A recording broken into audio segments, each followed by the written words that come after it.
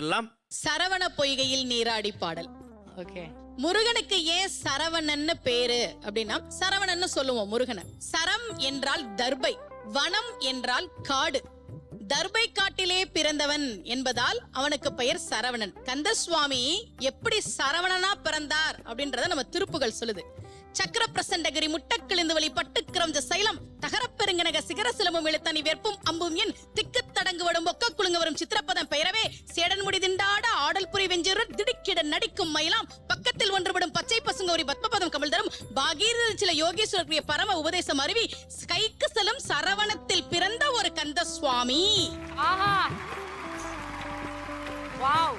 சரவண பொய்கையில் கந்த சுவாமி 6 நெருப்பு பொறிகளாக வந்து சேர்ந்தார். அதனால அவருக்கு பேரு சரவணன். அது ஏன் 6 நெருப்பு பொறியா வந்தார்? ஏன் அவருக்கு 6 முகம்?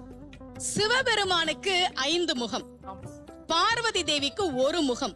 இந்த இரண்டும் சேர்ந்து சிவசக்தி சொரூபமாக முருகப்பெருமான் இருக்கிறான் என்பதால் தான் அவனுக்கு 6 முகம். இதான் கந்தபுராணம் சொல்கிற செய்தியை தான் நான் உங்ககிட்ட சொல்லிட்டு இருக்கேன்.